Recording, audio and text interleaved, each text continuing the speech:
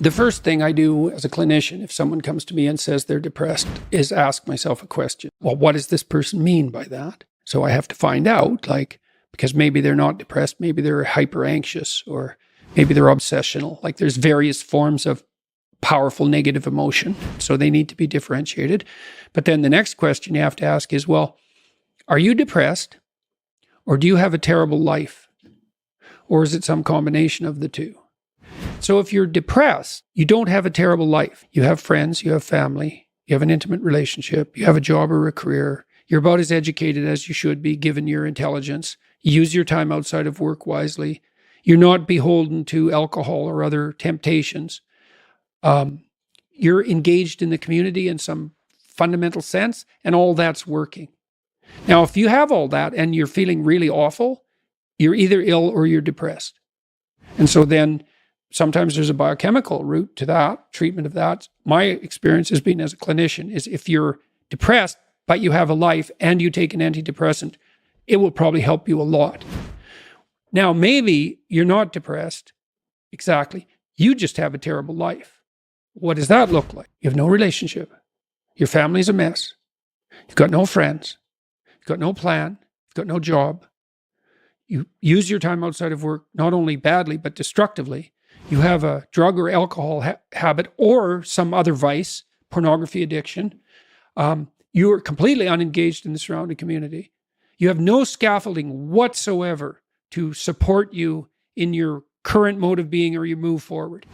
And then as a therapist, well, you do two things. Well, if it's depression per se, well, like I said, there's sometimes a biochemical route, a nutritional route. There's ways that can be addressed. It's probably physiological if you're, at least in part, if you're depressed but you have an okay life. Sometimes it's conceptual. You can turn to dreams sometimes to help people because dreams contain the seeds of the potential future. And if your person is a real good dreamer and you can analyze dreams, that can be really helpful. But that seems to be only true for more creative people. And for the people who just have a terrible life, it's like, okay, you have a terrible life. Well, let's pick a front. How about you need a friend, like one sort of friend? Do you know how to shake hands and introduce yourself? I'll have the person show me. So let's do it for a sec. So it's like this. Hi, I'm Jordan. And people don't know how to do that. And then they can't even get the ball rolling. For the listener, Jordan just gave me a firm handshake. Yeah, as opposed to a dead fish.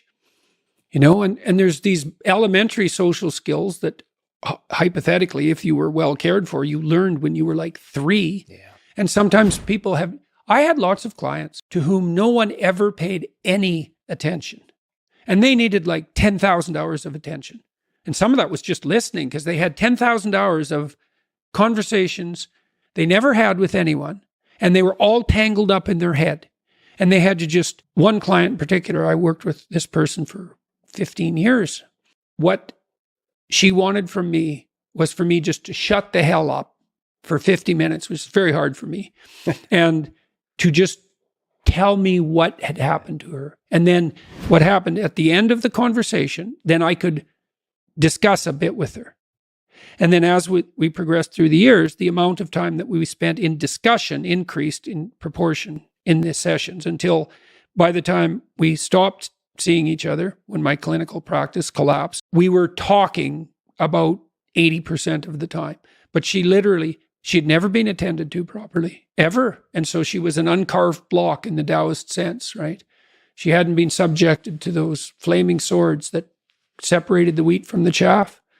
And so you can do that in therapy. If you're listening and you're depressed, I would say if you can't find a therapist, and that's getting harder and harder because it's actually become illegal to be a therapist now because you have to agree with your clients, which is a terrible thing to do with them. Just like it's terrible just to arbitrarily oppose them. You could do the self-authoring program online because it helps you write an autobiography. And so if you have memories that are more than 18 months old that bother you when you think them up, part of you is locked inside that. An undeveloped part of you is still trapped in that. That's a metaphorical way of thinking about it. That's why it still has emotional significance. So you can write about your past experiences, but I would say wait for at least 18 months if something bad has happened to you. because otherwise you just hurt yourself again by encountering it. You can bring yourself up to date with an autobiography. There's an analysis of faults and virtues. That's the present authoring. And then there's a guided writing exercise that helps you make a future plan. That's young men who do that, could go to college. Young men who do that, 90 minutes, just the future authoring, 90 minutes. They're 50% less likely to drop out. That's all it takes. I had clients who were so depressed they literally couldn't get out of bed. So what's their first step? It's like, can you sit up once today?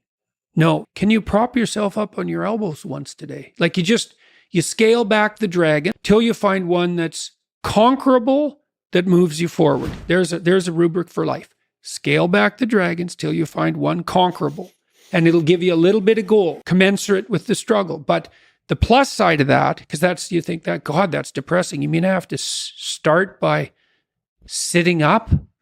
Well, you do if you can't sit up. But the plus side of that is it's the Pareto distribution issue, is that aggregates exponentially increase. And failures do too, by the way. But aggregates exponentially increase. So once you start the ball rolling, it can get zipping along pretty good. This person that I talked about was incapable of sitting with me in a cafe when we first met, just talking, even though I was her therapist. But by the end, she was doing stand-up comedy. So, it took years, but still most people won't do stand-up comedy. That's quite the bloody achievement for someone who was petrified into paralysis by social anxiety and who had to start very small.